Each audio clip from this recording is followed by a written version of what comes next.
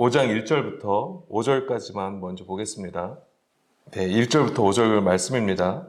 블레셋 사람들이 하나님의 궤를 빼앗아 가지고 에벤에셀에서부터 아스돗에 이르니라. 블레셋 사람들이 하나님의 궤를 가지고 다곤의 신전에 들어가서 다곤 곁에 두었더니 아스돗 사람들이 이튿날 일찍 일어나 본즉 다곤이 여호와의 궤 앞에서 엎드러져 그 얼굴이 땅에 닿았는지라.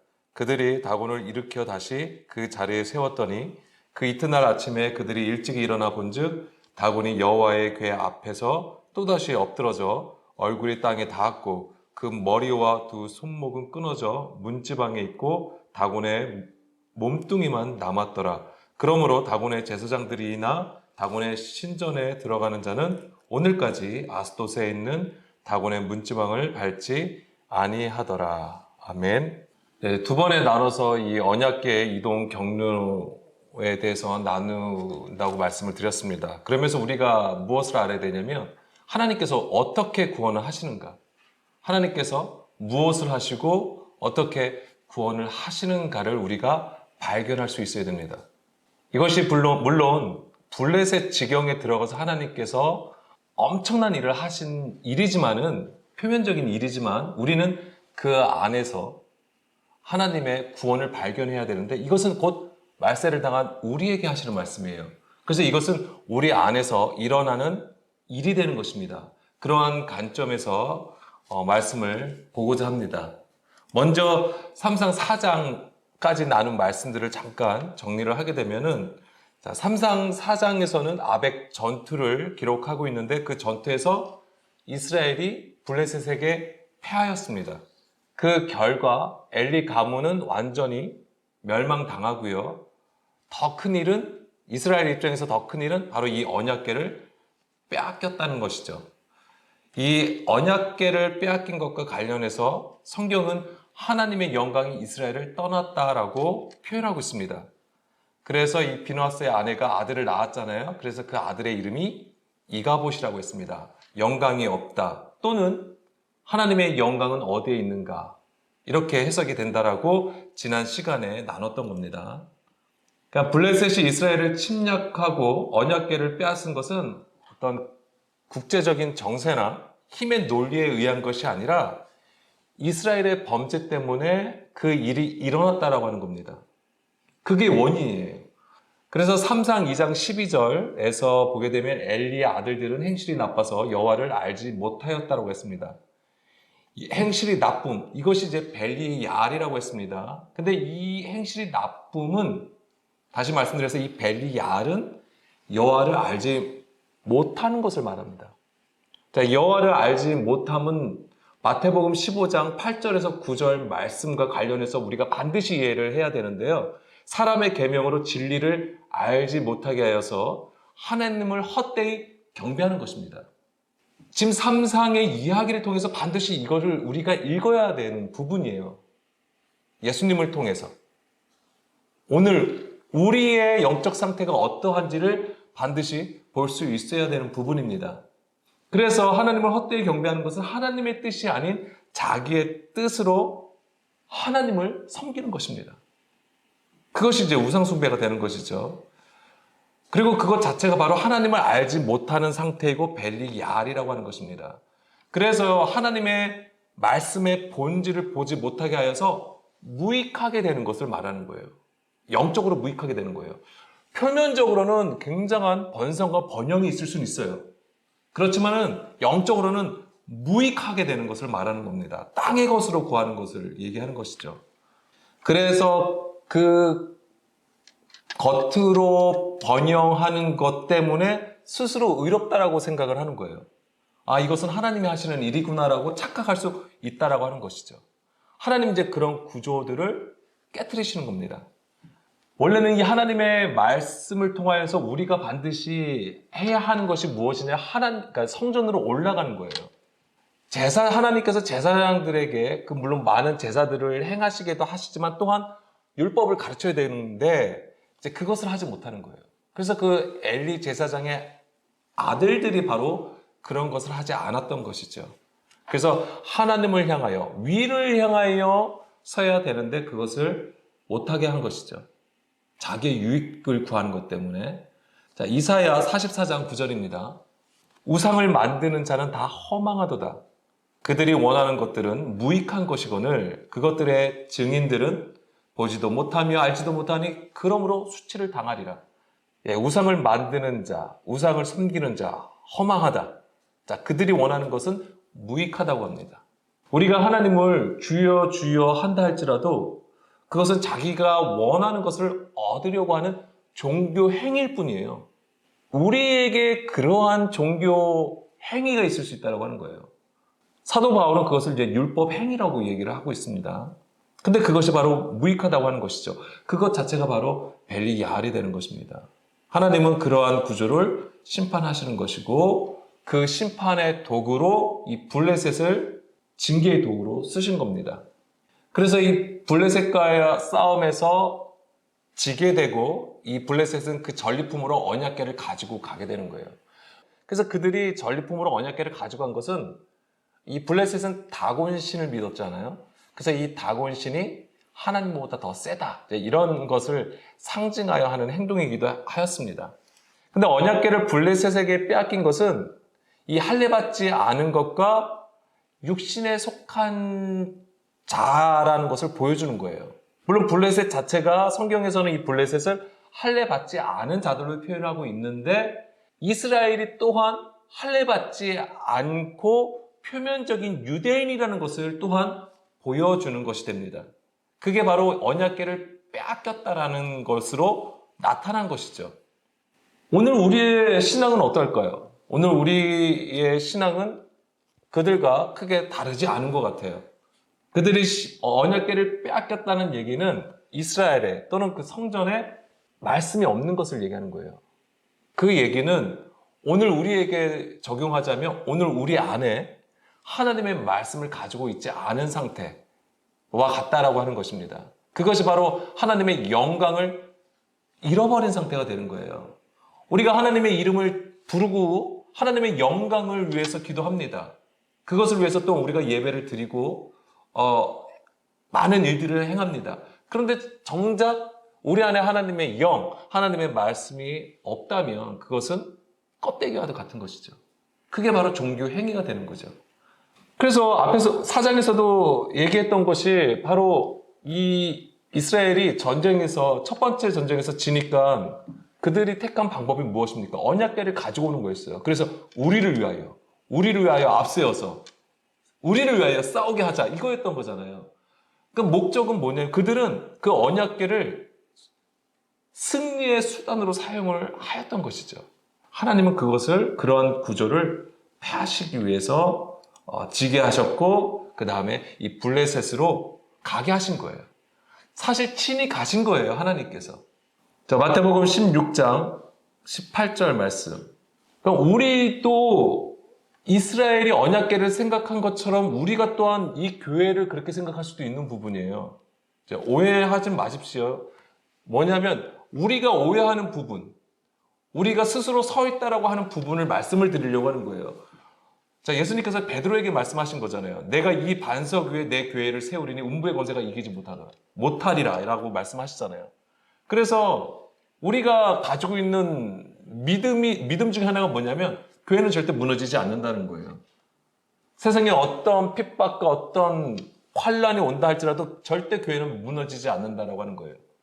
그래서 심지어는 교회가 투정하는 모습도 보여주고 있어요. 그런 부분들이 교회는 절대 음부의 권세가 무너뜨릴 수 없다. 그러니까는 어떻게든 막 치열하게 싸우는 모습을 보여주고 있는 것이죠. 자, 우리의 대부분은 이 말씀을 문자 그대로 받아들입니다. 그래서 우리가 다니는 교회는 반석 위에 세워졌고 절대 음부의 권세, 어떠한 세상의 핍박과 공격이 온다 할지라도 결코 무너지지 않는다라고 생각을 합니다. 여기서 우리가 체크해야 될 것은 우리의 교회가 반석의 집을 지은 그 교회의 인가인지를 생각을 해야 된다고 하는 거예요. 우리의 교회는 반석 위에 세워졌는가? 다시 말씀드리면 우리는 반석 위에 세워졌는가? 그리스도의 그 말씀으로 세워졌는가? 그리스도를 모시고 있는 교회인가? 이거를 생각할 수 있어야 되는 겁니다. 마태복음 7장 24절, 25절 말씀. 반석 위에 지은다는 것이 과연 무엇일까요? 누구든지 나의 이 말을 듣고 행하는 자는 그 집을 반석 위에 지은 지혜로운 사람 같으리니. 바로 반석 위에 집을 짓는다는 것은 예수님의 말씀을 듣고 행하는 것을 말하는 겁니다. 그것이 반석 위에 집을 짓는 거예요. 요한복음 5장 24절, 25절 말씀으로 인용하자면 하나님의 아들의 음성을 듣고 살아나는 것을 가리키는 거예요. 그래서 예수님의 그 말씀으로 생명을 얻는 것이고요. 결국 사망에서 생명으로 옮겨진 상태가 바로 반석 위에 집을 지은 교회가 되는 것입니다. 그 말씀으로 우리가 부활의 삶을 사는 것을 얘기하는 거예요. 그게 반석 위에 집을 지은 교회라고 하는 것입니다. 그 안에 생명을 가진 자는요, 음부의 권세가 절대 무너뜨릴 수가 없는 거예요. 그냥 우리가 교회를 나오고 예수님을 믿고 그냥 주여 한다고 해서 무너지지 않는 게 아니에요. 하나님은 지금도 사망에서 생명으로 옮겨진 그 에클레시아, 교회를 세우시기 위해서 창조 사역을 하십니다. 그런 교회가 진짜 교회가 되는 거예요. 예수님을 머리로 모신 교회. 그 교회가 진짜 교회가 되는 겁니다. 그런 교회가 하나님의 영광이 나타나는 거죠. 자, 3상 5장 1절입니다. 3상 5장 1절. 자, 블레셋 사람들이 하나님의 궤를 빼앗아가지고 에벤에셀에서부터 아스돗에 이르니라라고 했습니다. 언약궤가 지금 이제 에벤에셀에 있었죠. 거기서 이제는 싸움이 있었고 거기서 이스라엘이 패하였잖아요. 그리고 거기서부터 이제 가지고 오는 거예요. 블레셋이. 근데 어디로 가져왔냐면 아스돗. 근데 이 아스돗이 무슨 뜻이냐면 파괴자라는 뜻이에요. 파괴자라는 게. 그런데 이게 처음에 어디 있었다고 그랬죠? 에벤에셀에서 있던 거잖아요. 근데 에벤에셀에서 아스돗으로 옮긴 건데 이 지명으로 보자면 자, 이 하나님께서 이 성전을 또는 성막을 지으신 이유가 있습니다. 뭐냐면 만민이 기도하는 집이에요. 만민이 기도하는 집으로 세우셨으나 하나님의 뜻과는 반대로 이 종교 지도자들이 자기의 유익을 위하여서 강도의 소굴로 만들어버립니다. 바로 그런 부분들을 우리에게 보여주는 것이죠. 뭐냐면 이 성막은 반석 위에 집이 지워져야 되는데 모래 위에 지은 것과 같다라고 하는 것입니다. 이 에벤에셀에서 이 아스돗으로 옮겨진 것이. 자, 이 아스돗이라는 곳이 어떤 곳이냐면은 아낙 자손들이 남아있는 장소로 표현되어 있고요. 그 다음에 지중해 연안에 있는 거예요. 그러니까 지중해 연안에 있다는 얘기는 바로 모래 위에 있다라고 하는 부분이에요. 자, 여호수아 11장 22절 말씀해 보게 되면은 이스라엘 자손의 땅에는 아낙 사람들이 하나도 남지 아니하였고 가사와 가드와 아스돗에만 남았다라고 되어 있어요. 네, 그래서 여기서 이제 아스돗이 이제 아낙 자손이 있는 거고, 그리고 여기는 이제 지중해 연안이라고 말씀드려요. 그래서 모래 위에 집을 지은 상태로 이제는 그것을 보여준 거예요. 그것이 이제 뭐냐면 드러나는 거예요. 드러난 것을 보여준 거예요. 그래서 거기에 언약궤를 두었어요. 그래서 2절 보게 되면은 3상 5장 2절 보게 되면은 다곤 신전에다 갖다 두는 거예요. 그래서 다곤 곁에 두었다라고 했는데, 자, 이런 그림 자체가 뭐냐면 이제는 블레셋에게 빼앗겨서 지금 다곤 신전으로 들어간 거잖아요. 이제 이런 것이 뭐냐면 바로 이 영광이 없는 상태를 보여주는 것인데, 자, 다곤이라는 말이 있잖아요. 다곤 신이라고 했어요. 그럼 블레셋이 이 다곤 신을 믿고 있는데 그들이 이 신을 섬기는 것이 과연 무엇을 의미하는지, 단순하게 그냥 우상을 섬긴다, 우리가 표면적으로는 그렇게 읽을 수 있는 부분이지만 그것이 이스라엘하고 어떤 관계이고 또한 우리하고는 어떤 관계인지를 알아야 되는데, 자, 다곤은 다그라는 단어에서 나온 거예요. 다그. 이게 뭐냐면 물고기라는 뜻을 가지고 있습니다. 물고기. 근데 이 다그라는 단어는 빨리 움직이다, 알을 낳다, 수가 많아지다라는 뜻을 가지고 있어요. 이게 이제 다가에서 온 거죠. 그게 다가.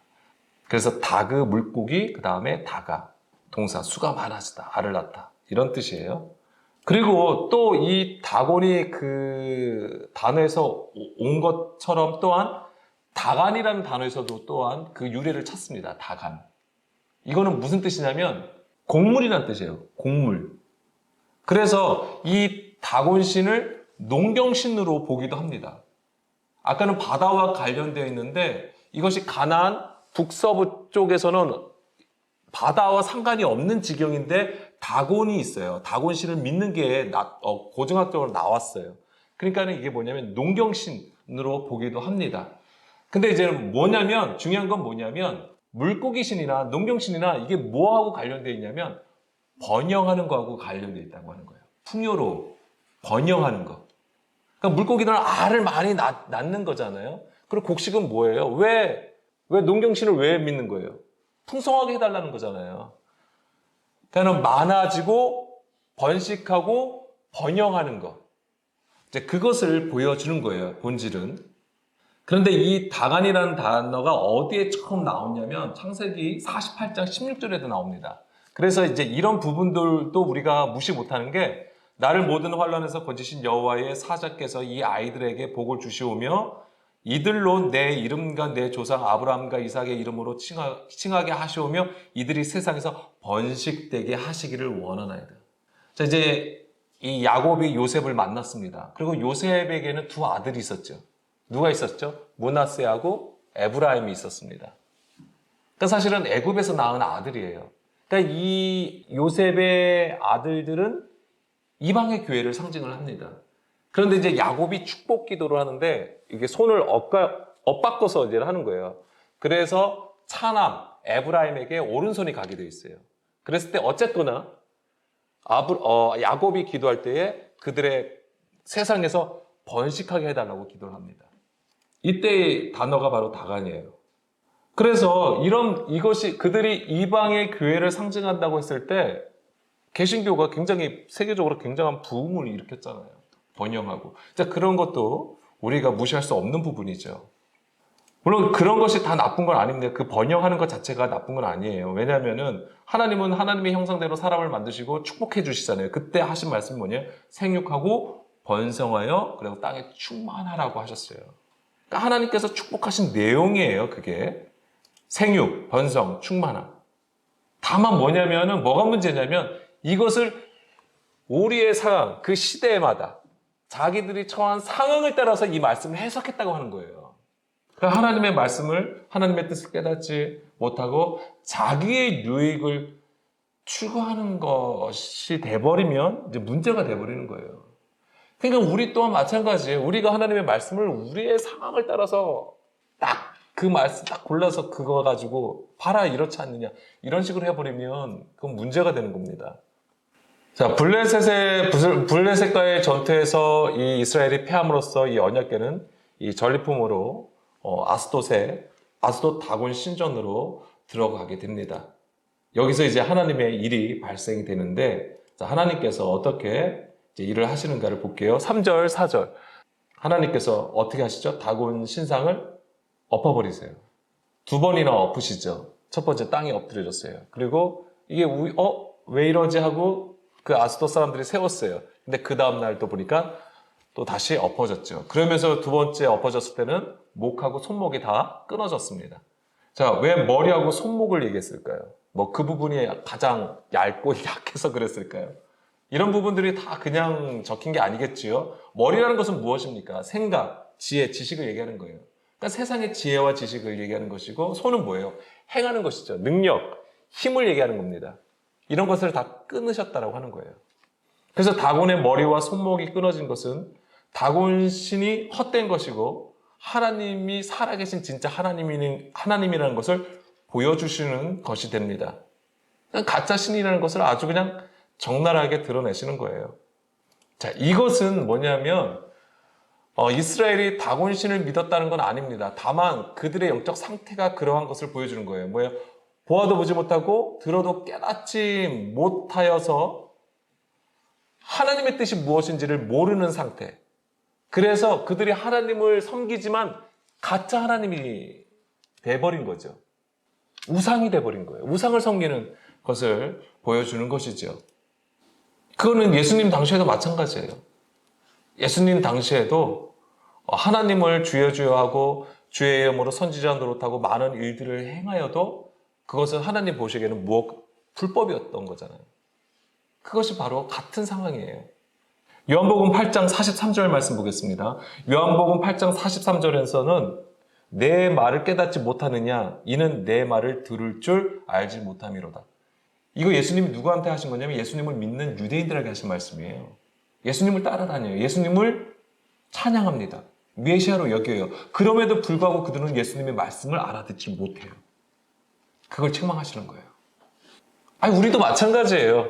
우리도 이렇게 막 아는 것을 나눠도 우리도 알지 못하는 거예요. 그걸 먼저 하나님 앞에 인정해드리고 나가야 됩니다. 우리는 알고 있지. 지금은 성령의 시대고 성령님께서 다 가르쳐 주시니까 알고 있다? 아니에요. 우리가 하나님 앞에 엎드리고 눈물의 강구함이 없다면 절대로 우리가 또한 깨달을 수가 없습니다. 우리 안에 성령님을 모시지 않으면 몰라요. 우리가 하나님의 말씀을 우리가 처한 상황들, 환경들, 관계 속에서 그 말씀들을 해석하게 된다면 우리 또한 하나님께서 주시는 그 모든 은혜를 사람의 것으로 받을 수밖에 없어요.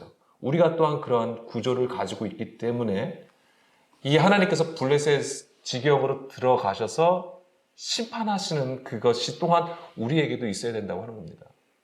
하나님의 그 블레셋 지경에서 보여주신 그 놀라운 기이한 일들, 심판들, 역병을 일으키시잖아요. 이 다곤 신상을 깨트리시잖아요. 그리고 언약궤 안을 보았다고 해가지고 뒤에 보면은 사람들이 죽잖아요. 그런 일이 있어야 되는 거예요. 하나님께서 무자비하게 막 죽이시는 게 아니라 우리 안에 그 불법의 구조들, 이것을 완전히 진멸하시는 거예요. 결국 그러므로 결국 우리 안에 무엇만 남게 되냐면 말씀만이 남게 되는 거예요. 진리의 말씀, 생명만이 남게 되는 것입니다. 우리 안에 우상이 있다는 것을 깨달아야 되는 것이죠. 자, 우상이 무엇입니까? 탐심이에요. 우리로부터 나오는 탐심. 골로새서 3장 5절 말씀이에요. 그러므로 땅에 있는 지체를 죽이라. 곧 음란과 부정과 사욕과 악한 정욕과 탐심이니 탐심은 우상 숭배이다. 예, 이게 바로 땅에 있는 지체예요. 땅의 것, 사람의 것. 우리의 유익을 위해서 추구하는 것들을 얘기하는 겁니다. 뭐 음란, 부정, 사욕, 악한 정욕, 탐심 다 사전적인 의미가 있습니다만은 성경은 이런 것들이 다 사람으로부터 우리 안에서부터 나오는 것이라고 말해줍니다. 뭐예요? 바로 육신의 생각이라고 하는 거예요. 하나님과 원수가 된 하나님의 말씀에 복종하지도 복종할 수도 없는 그 하나님과 원수가 된 상태를 가리키는 거예요. 이 육신의 생각이라고 하는 것이. 그러니까 단순하게 우상 숭배라는 것이 어떤 형상을 만들고 그 앞에 엎드려서 절하는 것만을 말하는 게 아니에요. 우리가 하나님을 얘기해도 예수님을 믿어도 나의 탐심, 나의 욕구, 나의 갈망으로 그 이름을 부를 때 그것이 우상이 되는 겁니다. 그럼 우리가 하나님을 찾으면 안 되나요? 예수님을 부르면 안 되나요? 이게 하나님을 찾아야죠. 예수님을 우리가 구해야죠. 근데 뭐냐면 정말 하나님께서 우리에게 원하시는 것이 무엇인지를 깨달아 구해야 된다고 하는 거예요. 정말 하나님께서 원하시는 것이 무엇인지. 하나님께서 구하시는 제사가 무엇이라 했습니까? 상한 심령이라고 했어요. 우리가 구하고 찾아야 되는 건 뭐예요? 그 상한 심령이 되는 거예요. 더 구할 게 없어요, 우리는. 우리가 상한 심령으로 하나님 앞에 나아갈 때에 우리의 모든 것까지도 케어하시는 하나님이세요. 그걸 믿는 거죠. 우리가 일일이 그냥 초목적으로 하나님 A가 필요하고 B가 필요하고 C가 필요해요. 이 모든 것들을 하나님께서 다 해주시고 믿습니다. 하나님은 우리의 마음을 전혀 모르시겠어요. 우리의 상황을 모르시겠냐고요. 그걸 다 일일이 하나님 앞에 구합니까? 물론 어떤 분은 또 구체적으로 또 기도도 해야 된다고 말씀을 하십니다. 그 얘기도 틀린 얘기는 아니에요. 그러나 정말 하나님께서 원하시는 것을 우리가 찾을 수 있어야 된다고 하는 겁니다. 자, 호세아 10장 1, 2절 말씀이에요. 이스라엘은 열매 맺은 무성한 포도나무라. 그 열매가 많을수록 제단을 많게 하며. 자, 제단을 많게 하면 좋은 거 아닌가요? 그 땅이 번영할수록 주상을 아름답게 하도다. 이거 너무 좋은 것 같은데 지금 우리 교회들이 이런 거 했던 거 아닌가요? 지금까지 열방의 교회들이 교회를 많이 세우고 교회를 아름답게 꾸미고 그들이 두 마음을 품었으니 이제 벌을 받을 것이라. 하나님이 그 제단을 쳐서 깨뜨리시며 그 주상을 허시리라. 정말 하나님께서 원하시는 것이 무엇인지를 알아야 됩니다. 그래서 계속 호세아를 보게 되면 다 이런 내용들이에요. 그래서 호세아 4장 6절, 7절. 호세아 4장 6절에 보면은 내 백성이 지식이 없음으로 망한다. 신약에서도 보면은 위의 것을 찾으라고 했잖아요. 땅의 것을 찾지 말고 위의 것을 찾으라. 이 위의 것이 뭡니까? 하늘, 하나님. 내 백성이 지식이 없어 망하는 도 됐을 때에 사도 바울은 로마서 10장 2절 말씀에 이 백성이 올바른 지식이 없어서 망했다고 했어요. 올바른 지식. 에피그노시스. 뭐예요? 위로부터 오는 지식이에요. 그럼 이게 우리는 하나님으로부터 오는 건데, 좀 더 구체적으로 말씀을 드리면 바로 머리를 얘기하는 거예요. 머리가 위에 있어요. 그리스도를 머리로 삼은 교회로서 그리스도를 구하라고 하는 거예요. 다른 거 아닙니다. 예수님의 말씀이에요. 예수님의 그 진리. 영을 구하라고 하는 거예요. 내가 지식을 버렸으니 나도 너를 버려 내 제사장이 되지 못하게 할 것이요. 그러면서 7절에 그들은 번성할수록 내게 범죄한다라고 되어 있잖아요. 호세아 4장 7절이요. 그들은 번성할수록 내게 범죄한다. 이 번성이 아까 호세아 10장 1절 말씀으로 보면 뭐예요? 그 땅이 번성하고 주상이 아름답게 하는 것. 그러한 번성함이 있는 거예요. 그런데 오히려 범죄한다고 하나님은 말씀하시는 거죠. 이건 다 뭐예요? 하나님을 우상으로 섬기는 이스라엘에 관한 거예요. 삼상으로 다시 돌아가자면 다곤신을 섬기는 거와 같은 얘기예요. 이게 지금 블레셋 얘기라고 지금 들으시면 안 돼요. 이게 바로 이스라엘에 대한 얘기고 또한 우리에 대한 얘기가 되는 겁니다. 하나님이 다곤 신상을 치신 것은 하나님의 참 지혜와 능력이 임한 것을 보여주는 겁니다. 그래서 고린도전서 2장 4절, 5절 말씀을 보게 되면은 내 말과 내 전도함이 설득력 있는 지혜의 말로 하지 아니하고 다만 성령의 나타나심과 능력으로 하여 너희 믿음이 사람의 지혜에 있지 아니하고 다만 하나님의 능력에 있게 하려 하였노라. 그러니까 사도 바울은 복음을 전할 때에 두렵고 떨린 가운데에 복음을 전하였습니다. 오직 성령의 나타나심과 그 능력이 있기를.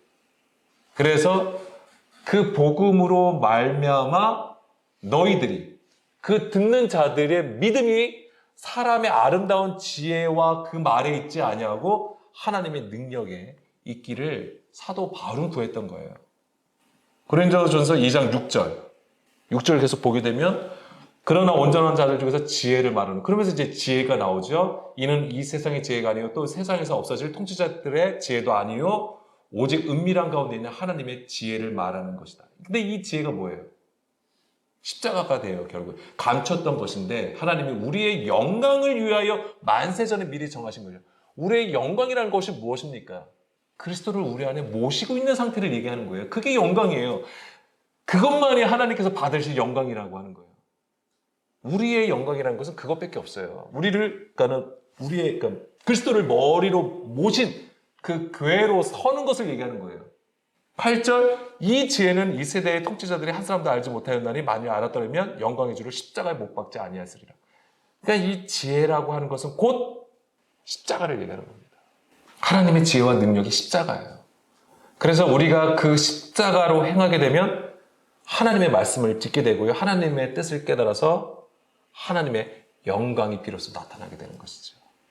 예수님께서 자기를 부인하고 자기 십자가를 지고 나를 따르라고 말씀하셨어요. 그게 무엇입니까? 들으라고 하는 거예요. 그게 나의 말을 들으라. 요한복음 아까 5장에도 그랬잖아요. 마지막 때에 이 하나님의 아들의 음성을 들으면 살아나리라. 그것 때문에 따라오라고 하시는 거예요. 예수님께서 거대한 하나님 나라의 조직을 짜시려고 따라오라고 하는 게 아니에요. 자, 3상 5장 7절입니다. 자, 여기서는 이제 뭘 보려고 하냐면 아스돗 사람들이 이를 보고 이르되 이스라엘 신의 괴를 우리와 함께 있지 못하게 할지라 그의 손이 우리와 우리 신 다곤을 친다고. 여기서 보면은 그들이 뭐라고 했냐면은 우리의 신정과 우리의 신과 우리를 치는 게 뭐라고 했습니까? 하나님의 손이라고 했어요. 그의 손이라고 표현하고 있습니다. 8절에서도 이에 사람을 보내어 블레셋 사람들의 모든 방백을 모으고 이르되 우리가 이스라엘 신의 괴를 어찌하려 하니 그들이 대답하되 이스라엘 신의 괴를 가드로 옮겨가라 함으로 이스라엘 신의 궤를 옮겨갔더니. 그러면서 9절, 그것을 옮겨간 후에 여호와의 손이 심히 큰 환란을 그 성읍에 더하사. 그러면서 뭐예요?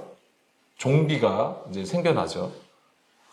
여기서도 뭐라고 그랬냐면 큰 환란이 임하였어요. 근데 그것을 뭐라고 했냐면 여호와의 손이 그랬다고 얘기를 합니다. 여기서 이제는 아까 에벤에셀에서 아스도스로 가져왔잖아요. 이 아스돗이 파괴자라는 뜻을 가지고 있다고 했어요. 이 가드로, 그 다음에 다시 가드로 왔어요. 가드로 왔는데 이 가드는 무슨 뜻이냐면은 포도즙 틀이에요. 자, 여기서도 그러면은 딱 하나님의 심판이 임하게 되는 것을 우리가 알게 되는데, 자, 이사야 63장 2절 3절 말씀이에요. 이사야 63장 2절입니다. 어째여 내 의복이 붉으면 내 옷이 포도즙 틀을 밟은 자 같으랴. 같이에요, 여기가. 만민 가운데 나와 함께 한 자가 없이 내가 홀로 포도즙 틀을 밟았는데 내가 노함으로 말미암아 무리를 밟았고 분함으로 말미암아 짓밟았으므로 그들의 선혈이 내 옷에 튀어 내 의복을 다 더럽혔음이니라. 자, 이것은 하나님의 심판을 보여줍니다. 악인은 멸하시고 의인은 구원하시겠다고 하시는 말씀이죠. 자, 여기서 이제 포도즙 틀이 나오잖아요. 우리는 이거를 이제 예수님과 연결해서 보게 되면은 겟세마네에서 예수님의 기도를 우리가 떠올릴 수 있습니다. 예수님께서 이제 잡히시기 전에 이제 겟세마네에서 기도하시잖아요. 그 겟세마네라는 것이 무슨 뜻입니까? 예. 포도즙 틀, 기름 틀 하고 관련되어 있는 거예요. 거기서 예수님께서 기도를 하셨어요. 그래서 땀이 어떻게 됐다고 했죠? 피가 땅에 떨어진 것과 같다라고 했어요. 그러니까 그런 표현들이 그냥 있는 게 아니에요. 이 구약에 이런 문구들하고 다 연결되어서 우리에게 사실은 굉장히 상징적으로, 압축적으로 보여주는 내용이에요. 그냥 우리는 이해하기를 굉장히 정말 있는 힘을 다해서, 정말 죽을 힘을 다해서 기도를 하는구나. 이렇게만 우리가 깨닫는 부분이잖아요. 근데 다 그런 것들이 다 말씀의 성취가 되는 겁니다. 그러면서 이제 한 가지 보게 되면 마태복음 26장 41절. 마태복음 26장 41절에 보게 되면은 예수님이 겟세마네에서 기도하실 때 제자들을 데리고 가시는데 제자들이 자꾸만 자요. 그러니까 엄청나게 피곤했는지 자게 됩니다. 그때 하신 말씀이에요. 너희가 시험에 들지 않게 깨어 기도하라. 마음에는 원이로되 육신이 약하는도다. 우리의 육신이 연약한 가운데 있기 때문에 항상 성령의 도우심을 구해야 됩니다. 성령을 구해야 돼요. 아까 여호와의 손 얘기하다가 이 말씀을 드렸는데 결국엔 여호와의 손이 무엇을 가리키는 겁니까? 하나님의 능력이고 하나님의 영을 얘기하는 거예요.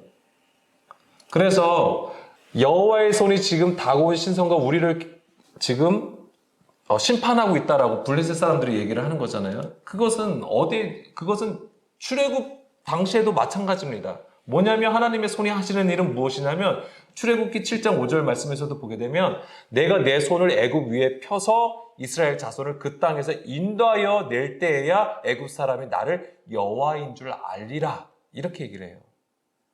여기서도 뭐냐면 하나님의 손이 이스라엘을 구원하였다라고 말씀합니다. 신명기 6장 21절. 너는 내 아들에게 이르기를 우리가 옛적에 애굽에서 바로의 종이 되었더니 여호와께서 권능의 손으로 우리를 애굽에서 인도하여 내셨나니. 여호와 하나님께서 인도해 내셨다라고 해도 되는데 이런 표현을 씁니다. 여호와의 권능의 손. 우리는 누가복음 11장 20절에서 하나님의 손을 힘입어 귀신을 쫓아낸다면 하나님의 나라가 이미 너희에게 임했다라는 말씀을 우리가 알고 있습니다. 같은 말씀으로 마태복음 12장 28절에서는 하나님의 손 대신 뭐라고 표현하고 있습니까? 성령을 힘입어 귀신을 쫓아내며.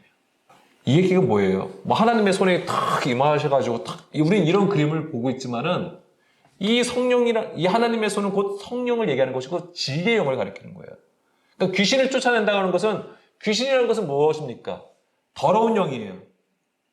비진리, 불법, 사람의 것, 사람의 가르침들을 얘기하는 겁니다. 그것을 어떻게 하시는 거예요? 그것을 폐하시고 진리로 세우시겠다고 하는 거잖아요. 그 진리로 하나님의 말씀으로 다스려지는 상태가 뭡니까? 하나님 나라라고 하는 거예요, 그게. 요 하나만 더 보겠습니다. 3상 6장 13절. 갑자기 6장으로 넘어갔는데 뭐냐면 이렇게 가는 지금 이게 이동 경로를 보여주고 있는데 어디를 가게 되냐면 베세메스까지 갑니다. 베세메스. 근데 여기 도착했을 때가 어떤 때냐를 보니까 밀을 베다가예요. 그러니까 밀을 벨 때예요. 이 밀을 벤다는 얘기는 어느 때를 얘기할까요? 절기상으로는 오순절이에요. 그러니까 이게 지금 성령의 역사하고 관련되어 있는 거예요. 이 언약궤가 블레셋 지경으로 다니는 것은 뭘 했냐면 우리 안에 성령님이 오셔서 우리 안에서 뭐 하신 거예요? 우리의 육신의 구조를 하나하나 깨트리시는 작업을 보여주신다고 하는 거예요. 놀랍지 않나요? 이게 하나님의 창조라고 하는 거예요. 이게 하나님의 창조 사역이 되는 거예요. 우리 가운데 빛을 비춰주심으로써 나누시는 거죠. 빛과 어둠을 나누시는 거예요. 그게 뭐예요? 에클레시아예요. 나누는 거. 거룩하게 구별하시는 거예요. 그래서 궁창 위의 물과 아래의 물로 나누시는 거. 그리고 바다와 뭇, 마른 땅으로 나누시는 거. 이게 뭐냐면 에클레시아를 만드시는 거예요. 그게 창조예요. 하나님의 창조 사역이 되는 겁니다. 그러니까 우리가 지금 이 언약궤를 통하여서 하나님께서 이 친히 이방의 땅으로 가시는 거예요. 하나님께서 예수 그리스도를 통하여서 우리에게 무엇을 주시는 거예요? 친히 우리 가운데에 하나님의 영으로, 성령으로 오시는 거예요. 내가 위에 있으니까 너희들이 위에 올라와서 뭘 하라고 하시는 게 아니에요. 친히 우리 가운데 오시는 거예요. 그게 하나님의 사역이에요. 자, 이번 시간은 이제 여기까지 하고요. 다음 시간에 이제 7장 1, 2절까지 해가지고 요 언약궤의 이동 경로와 구원, 하나님의 구원에 대해서 더 나누겠습니다.